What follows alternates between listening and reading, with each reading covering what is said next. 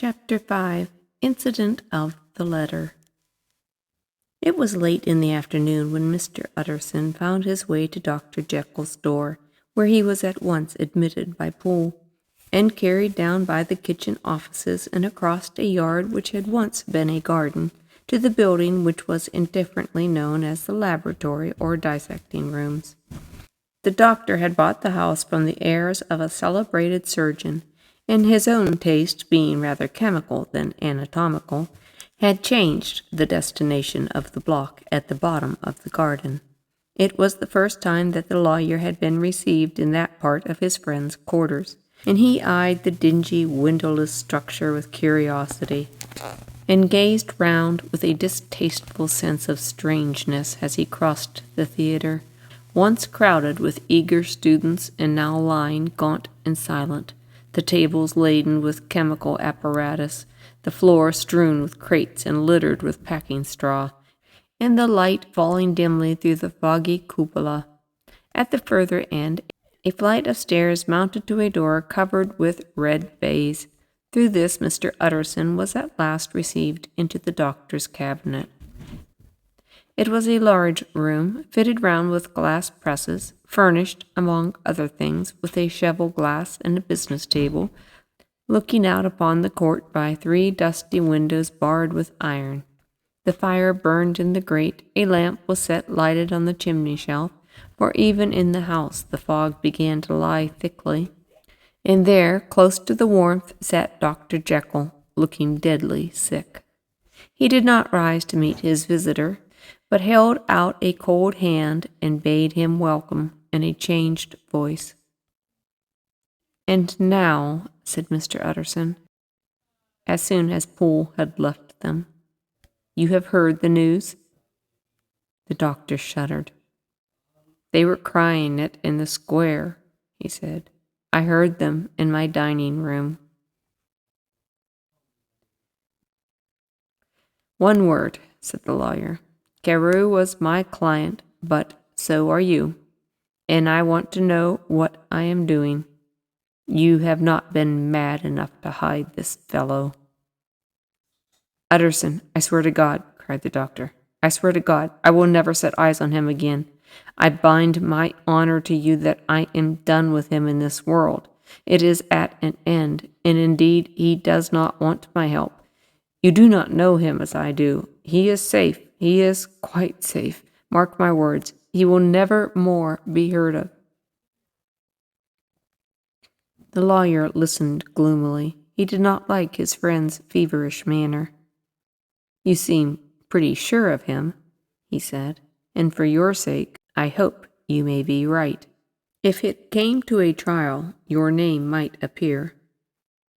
"I am quite sure of him," replied Jekyll. "I have grounds for certainty that I cannot share with anyone. But there is one thing on which you may advise me. I have received a letter, and I am at a loss whether I should show it to the police. I should like to leave it in your hands, Utterson. You would judge wisely, I am sure. I have so great a trust in you." "You fear, I suppose, that it might lead to his detection?" asked the lawyer. "No," said the other. "I cannot say that I care what becomes of Hyde. I am done with him. I was thinking of my own character, which this hateful business had rather exposed." Utterson ruminated a while. He was surprised at his friend's selfishness, and yet relieved by it. "Well," he said at last, "let me see the letter." The letter was written in an odd, upright hand, signed Edward Hyde, and it signified, briefly enough, that the writer's benefactor, Dr. Jekyll, whom he had so long unworthily repaid for 1,000 generosities, need labor under no alarm for his safety, as he had means of escape on which he placed a sure dependence. The lawyer liked this letter well enough. It put a better color on the intimacy than he had looked for, and he blamed himself for some of his past suspicions. "Have you the envelope still?" he asked. "I burned it," replied Jekyll, before I thought what I was doing. But it bore no postmark. The note was handed in. "Shall I keep this and sleep upon it?" asked Utterson. "I wish you to judge for me entirely," was the reply. "I have lost confidence in myself." "Well, I shall consider," returned the lawyer. "And now one word more. It was Hyde who dictated the terms in your will about that disappearance?" The doctor seemed seized with a qualm of faintness. He shut his mouth tight and nodded. "I knew it," said Utterson. "He meant to murder you. You have had a fine escape." "I have had what is far more to the purpose," returned the doctor solemnly. "I have had a lesson. Oh, my God, Utterson, what a lesson I have had!" And he covered his face for a moment with his hands. On his way out, the lawyer stopped and had a word or two with Poole. "By the by," said he, "there was a letter handed in today. What was the messenger like?" But Poole was positive nothing had come by post. "And only circulars by that," he added. This news sent the visitor off with his fears renewed. Plainly, the letter had come by the laboratory door. Possibly, indeed, it had been written in the cabinet. If that were so, it must be differently judged and handled with more caution. The newsboys, as he went, were crying themselves hoarse about the footways. "Special edition! Shocking murder of an MP!" That was the funeral oration of one friend and client. He could not help a certain apprehension lest the good name of another should be sucked down in the eddy of the scandal. It was at the very least a ticklish decision that he had to make, and, self-reliant as he was by habit, he began to cherish a longing for advice. It was not to be had directly, but perhaps, he thought, it might be fished for.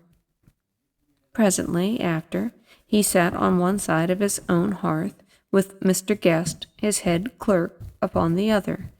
In midway between, at a nicely calculated distance from the fire, a bottle of a particular old wine that had long dwelt unsunned in the foundations of his house.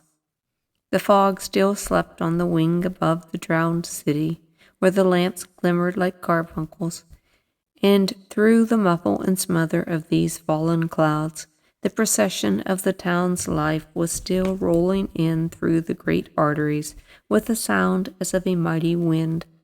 But the room was gay with firelight. In the bottles the acids were long ago resolved. The imperial dye had softened with time, as the color grows richer in a stained window. In the glow of hot autumn afternoons on hillside vineyards was ready to be set free and disperse the fogs of London. Insensibly the lawyer melted. There was no man from whom he kept fewer secrets than Mr. Guest, and he was not always sure that he kept as many as he meant. Guest had often been on business to the doctor's. He knew Poole. He could scarce have failed to hear of Mr. Hyde's familiarity with the house. He might draw conclusions. Was it not as well, then, that he should see a letter which put that mystery to rights? And above all, since Guest, being a great student and critic of handwriting, would consider the step natural and obliging. The clerk, besides, was a man of counsel. He would scarce read so strange a document without dropping a remark, and by that remark Mr. Utterson might shape his future course. "This is a sad business about Sir Danvers," he said. "Yes, sir, indeed. It has elicited a great deal of public feeling," returned Guest. "The man, of course, was mad." "I should like to hear your views on that," replied Utterson. "I have a document here in his handwriting. It is between ourselves, for I scarce know what to do about it.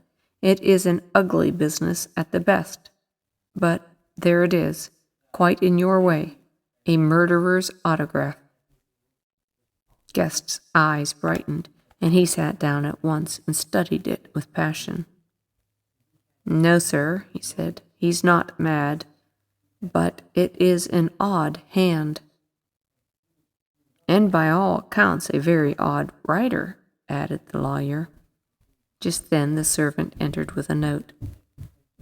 "Is that from Dr. Jekyll, sir?" inquired the clerk. "I thought I knew the writing. Anything private, Mr. Utterson?"